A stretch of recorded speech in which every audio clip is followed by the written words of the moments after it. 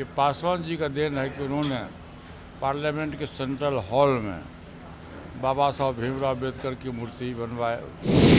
तीनों भाई हम लोग मेंबर ऑफ पार्लियामेंट।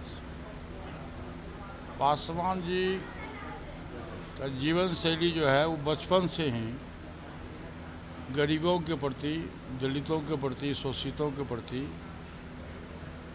उनकी रुचि रहती है। आप लोग ये फकर बट छोड़िए, आप हाजीपुर की जनता से पूछिए कि हम सफल हैं कि क्या है। हाजीपुर की जनता सब यहाँ बैठे हुए हैं, टोटल हाजीपुर के लोग हैं। नमस्कार, मैं हूं देवांशु, आप देख रहे हैं न्यूज़ फॉर नेशन। आज रामविलास पासवान की पुण्यतिथि है और इस मौके पर हमारे साथ बात करने के लिए उनके छोटे भाई केंद्रीय मंत्री पशुपति पारस होंगे। किस तरीके से आज आप अपने बड़े भाई को याद कर रहे हैं?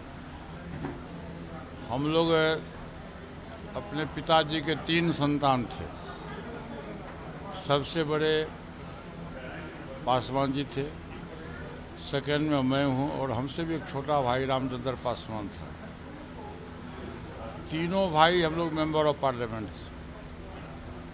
पासवान जी का जीवन शैली जो है वो बचपन से ही गरीबों के प्रति, दलितों के प्रति, शोषितों के प्रति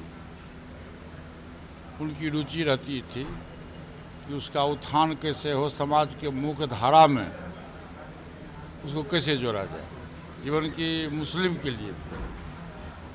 और 1969 में पहली बार वो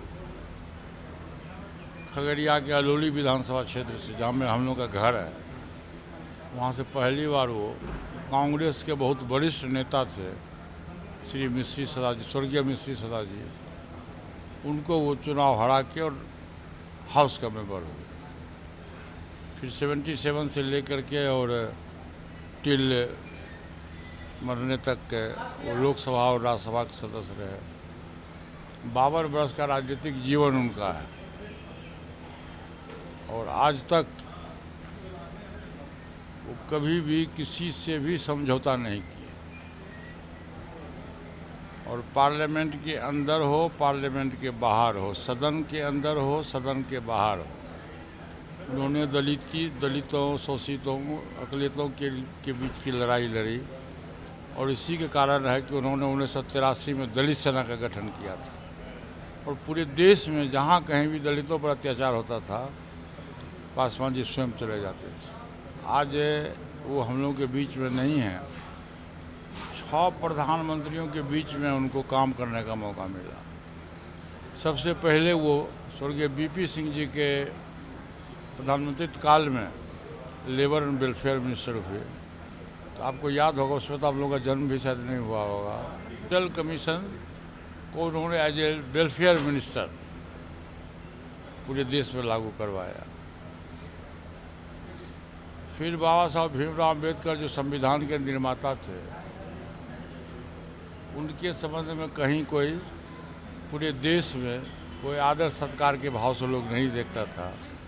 ये पासवान जी का देन है कि उन्होंने पार्लियामेंट के सेंट्रल हॉल में बाबा साहब भीमराव अम्बेडकर की मूर्ति स्थापित करवाया।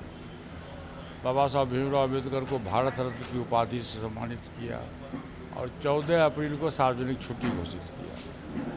तो उन्होंने बाबा साहब भीमराव अम्बेडकर के संबंध में किया। मंडल कमीशन लागू हुआ। जब रेल मंत्री बने तो हाजीपुर में के जोनल ऑफिस को उन्होंने बनवाया। उस समय का असंभव चीज़ लगता था कि आज जोनल ऑफिस कैसे बनेगा, लेकिन उन्होंने बनाया। फिर जब संचार मंत्री बने तभी जो सबके हाथ में मोबाइल है, ये पासवान जी का देन है। और मुझको याद है कि कृष्ण मेमोरियल हॉल में जब जिस दिन पहला दिन मोबाइल का ये हो रहा था, लंच हो रहा था, तो उन्होंने कहा था कि मैं इस देश में क्रांति लाऊंगा, संचार क्रांति में लाऊंगा। और एक समय ऐसा आएगा कि मोबाइल बैगन के भाव से बेचवा दें। उन्होंने बेचवाया भी। तो कहने का अर्थ है कि 52 वर्ष तक के राजनीतिक इतिहास में उन्होंने कभी पीछे मुड़ के नहीं देखा। हाजीपुर से कई बार सांसद रहे रामविलास पासवान। जब भी आप हाजीपुर गुजरिए तो कई छोटे बड़े इंडस्ट्रीज दिखते हैं।